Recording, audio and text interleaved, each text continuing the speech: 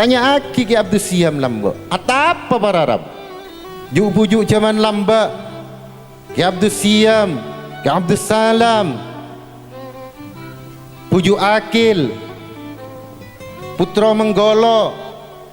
Putra Menggolo sepo. Kau purai petapan. Jadi kau purai ke leluhurnya ke Abdul Siam ni kan berada nang satu desa tetangga dengan desa saya, namanya desa Petapan. Tempat orang atapa bararab. Sampai desanya dinamakan Petapan. Kenapa? Bertapa. Akhirnya apa? Anak cucunya mendirikan pesantren di mana? Ternyata di Ketapang. Ternyata saya punya saudara masih keturunan Sunan Cenn. Subhanallah. Luar biasa. Kenapa? Leluhurnya bodoh nang situng desa namanya Petapan. Petapan itu bertapa. Apa kuncinya? Katanya Mbah Sunan Ampel, nirakating bengi. Kalau malam tang, jangankan sampai wirid, jangankan sampai melakukan hal yang baik, diam saja para Rabu sudah luar.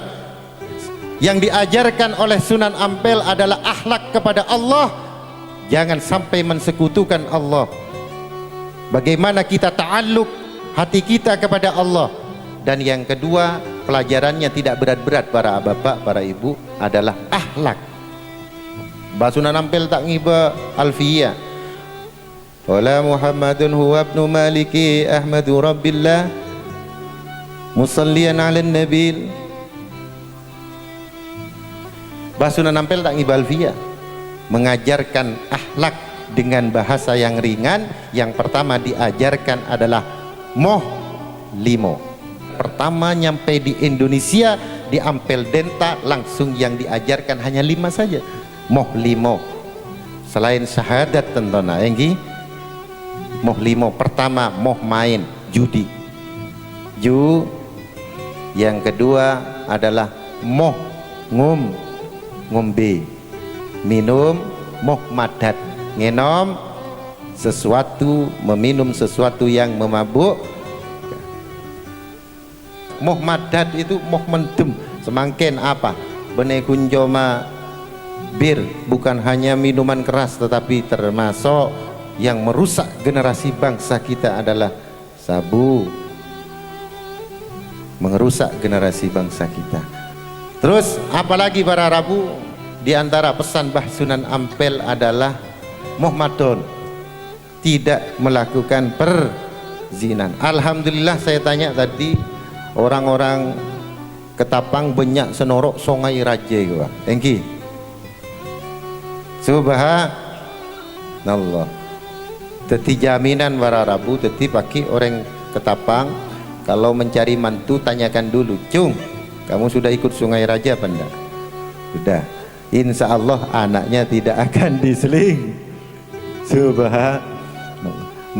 Sungai Raja aslinya sama, satu keturunan dengan Mbak Abdus Sian. Kalau Sungai Raja Kasa, para Rabu dulu di Bangkalan, di Sampang ada namanya Pakebunan.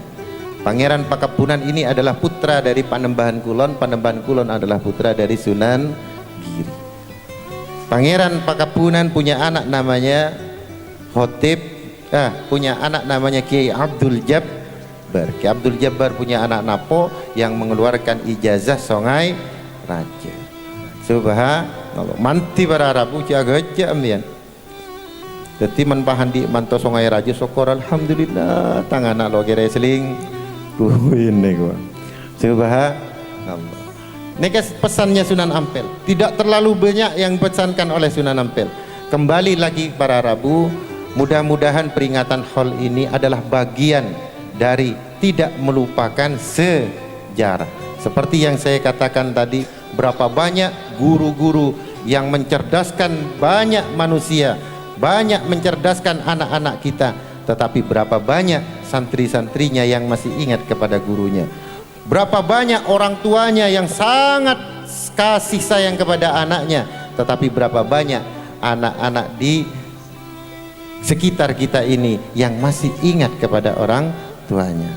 Toreh ku lebih sampian enga hol semangken kak dinto berarti para kiai ngak kebengesep po nah ngak kebengesep po nah insya Allah barang siapa yang ingat kepada leluhurnya insya Allah akan menjadi orang sukses.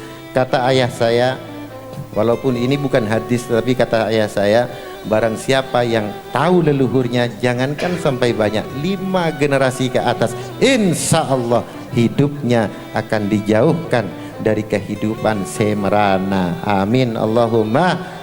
Lo bagaimana kiai kalau hari ini saya tidak hafal 5 generasi ke atas? Ya lempon catat apalagi kenapa? Bapak hafal lampian bu? Nama ayah hafal? Jangan-jangan masih ada yang lupa. Coba sudah dicatat, mulai hari ini dicatat nama ayahnya, syukur-syukur sampai kakeknya, berarti sudah ada 3 generasi. Tunggu 2 generasi lagi, anan sampian, kompoya sampian diwariskan catatan itu, insya Allah cucunya sampian akan menjadi orang sukses. Kenapa begitu para Rabu? Hari ini banyak makam-makam tak bertuan, banyak makam-makam tak bertuan.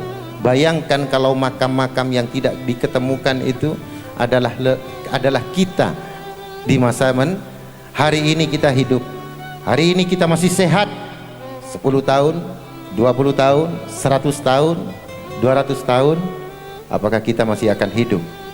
Kita sudah menjadi nisan para Rabu. Apakah nisan kita ketika itu masih diingat oleh anak cucu kita? Adalah tergantung dari kita hari ini.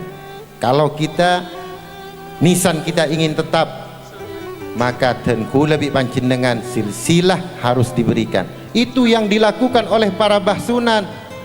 Bahsunan Ampel dimulai pencatatan dzurriyyahnya, mulai dari Syekh Saluki namanya, dicatat keturunan-keturunannya sampai yang terbaru ini diwariskan, dicatat diulang, dicatat diulang, dicatat diulang. Alhamdulillah akhirnya karena catatan saling bertemu sampai saya bisa ke Kedah bertemu dengan Pak Paman, ponakannya mau Bu. Alhamdulillah. Itu kenapa bisa tahu? Karena banyak catatan para Rabu. 100 tahun, 200 tahun, apakah nisan kita masih ada? Tidak menjamin. Kalau kita tidak beritahukan hari ini kepada anak cucu kita, walaupun kita tidak tahu keturunan siapa, jangankan keturunan Wali Songo, keturunan siapa saja dicatat. Kenapa? Karena termasuk dari birrul walidain adalah termasuk membahagiakan orang tua. Kalau kita tidak hafal kepada eyang buyut kita di mana kuburannya, sudah mulai sekarang yang hafal dicatat dan wariskan terus menerus kepada anak cucunya. Insya Allah kuburan kita walaupun bukan wali Allah, kuburan kita insya Allah bayangkan sampian hari ini punya anak 5 para Rabu. Anaknya sampian dari 5 itu masing-masing punya berarti sudah berapa? 20. Dari 25 punya anak masing-masing 5. 10 tahun, 20 tahun, 30 tahun, 100 tahun anaknya sampian, anaknya cucunya sampian sudah 1000. Sampian tidak akan pernah membayangkan ketika itu nisan sampian diziarahi oleh anak cucu sampian 10.000. Sampian bukan wali Allah tetapi semuanya ziarah. Kenapa? Karena warisan silsilah itu diwaris